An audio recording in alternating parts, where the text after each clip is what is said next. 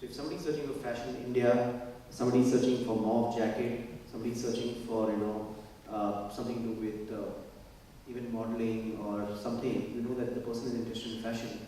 So we have a fashion brand. So we actually have created videos. There are 2-minute videos on what kind of dress to wear to office, or what kind of shoes to choose if you have thick ankles, etc. So now this is how we do targeting. So by the keyword they're searching for, we know who the target audience is.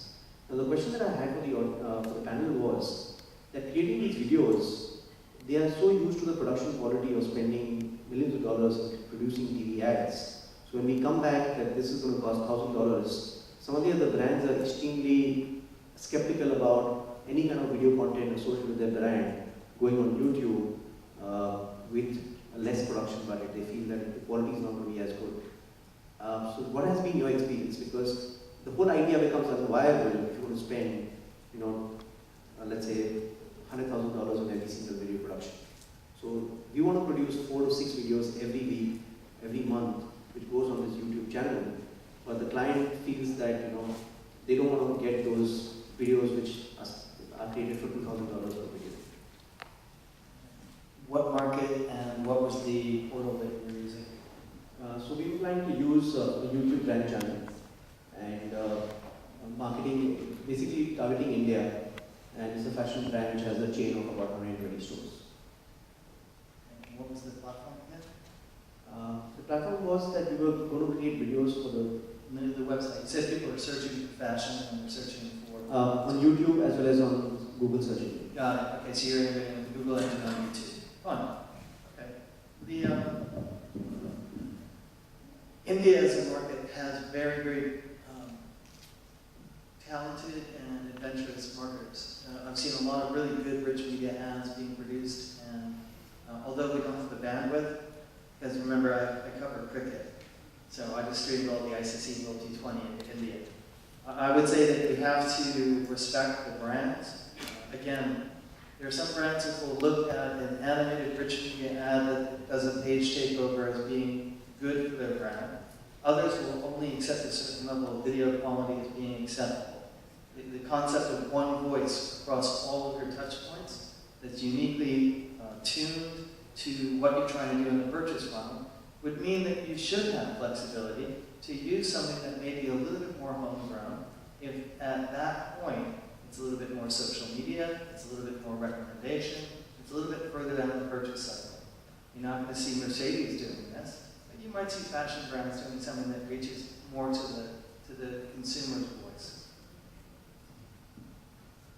Are there any other comments on that one? I mean, just from my perspective, it depends on the medium. So, like looking at YouTube, there's a lot more tolerance for us to throw up a video there shot with a flip camera at Computex. And it's directly tied to time to market. So we don't want to spend a month putting together a summary of what happened at Computex yesterday. It needs to get out there quickly.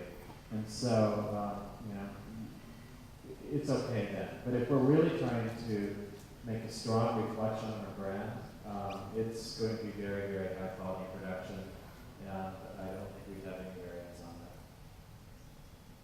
Okay. Thank you. All right, next question. Traditionally, sites like YouTube and Vimeo are very dependent on online communities to thrive. But from a content provider or content creator point of view, you guys mentioned that you also like your own social communities, right? Do you have any idea what you'd like to do with those communities besides your usual rate, share, or leave a comment? Anything interesting, anything new? So the question is, what are the interesting things that are happening in the community elements of video sites? That are not user-generated video, but within your Facebook integration or with the comments at the bottom. Go ahead. I think one of the things I'm really excited about is the connected TV, where the internet is becoming one with the TV. You've seen that with Google TV. I think Apple probably has something.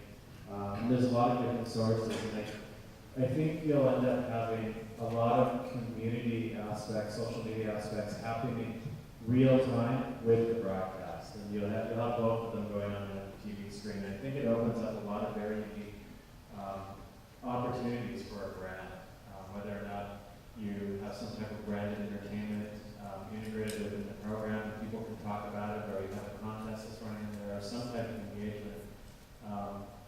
We still need to figure it out, but it's just around the corner, and I think the brands that figure it out right at the beginning will have a great advantage.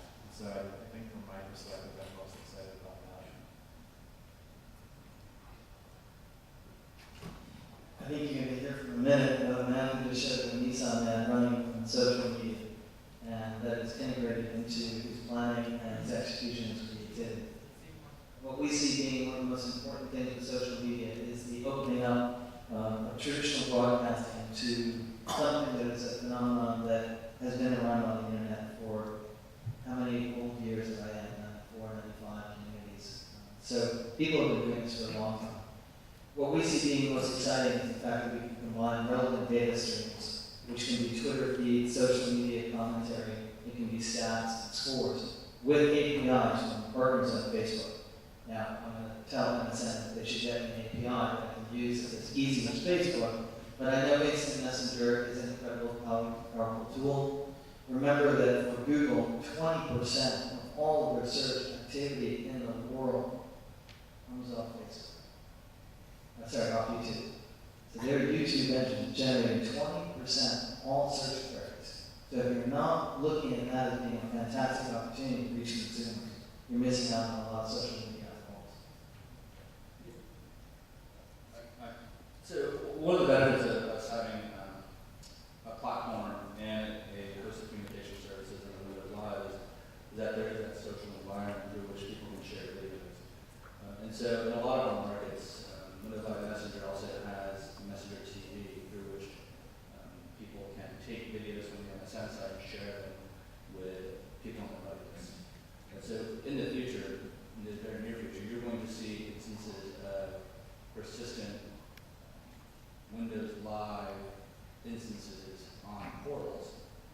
So during the video viewing, you'll have your vital stuff on the right-hand side that you can instantly share videos, or you could be on another site and you'll get a ping lesson on your vital list to come and do a video. So from an advertiser and also from a publisher perspective, this driving traffic back and forth is incredibly valuable. With the rise of the social media, there are two aspects of this change.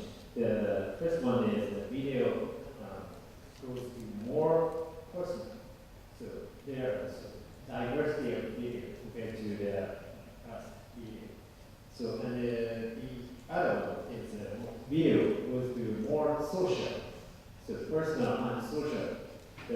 From that two aspects, the video is changing according to the rise of the social media. So we have to consider the changing situation.